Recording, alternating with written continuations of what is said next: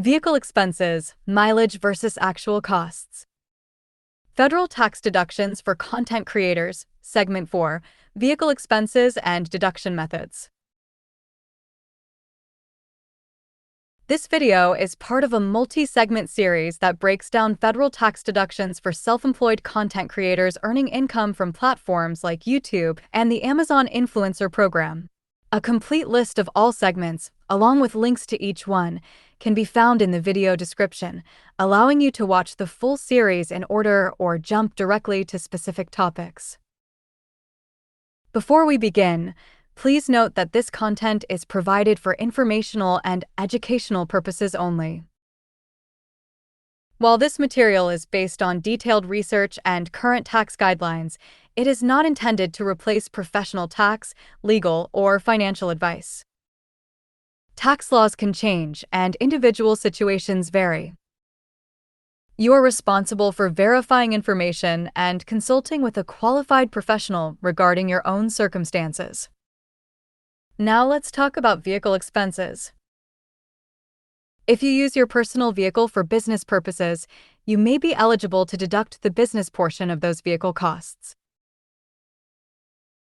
For content creators, business use can include driving to filming locations, traveling to pick up equipment or supplies, going to collaboration sites, or driving to temporary work locations related to your content.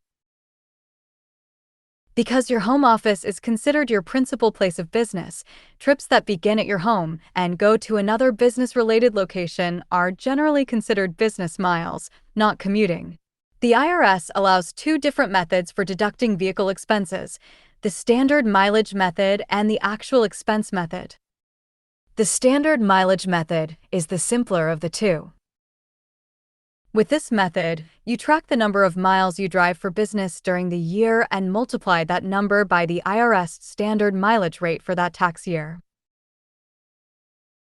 The mileage rate changes periodically and is designed to account for typical vehicle costs such as gas, maintenance, insurance, depreciation, and wear and tear. When you use the standard mileage method, you do not deduct individual vehicle expenses like gas or repairs separately. Those costs are already built into the mileage rate.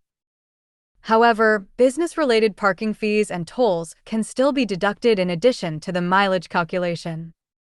The actual expense method works differently. With this method, you total all the costs associated with operating your vehicle for the year. These costs can include fuel, oil, maintenance, repairs, tires, insurance, registration fees, vehicle property taxes if applicable, and depreciation or lease payments. Once you total all vehicle expenses, you determine what percentage of your total driving was for business. That business use percentage is then applied to your total vehicle costs. For example, if 30% of your total miles were driven for business, you may deduct 30% of your total vehicle expenses. One important rule to understand is the first-year choice rule. If you want the option to use the standard mileage method in future years, you must use it in the first year the vehicle is placed into business service. If you start with the actual expense method in the first year, the IRS generally does not allow you to switch to the standard mileage method later for that vehicle. Because of this, many creators choose the standard mileage method in the first year to keep their options open. The actual expense method can sometimes produce a larger deduction, especially if vehicle costs are high or business mileage is relatively low.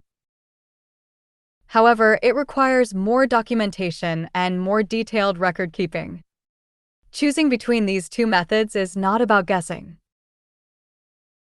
It's about comparing the numbers and selecting the method that best fits your situation. Be sure to join us next time as we talk about one of the most important parts of vehicle deductions: documentation, mileage logs, and how to protect your deduction if questions ever arise.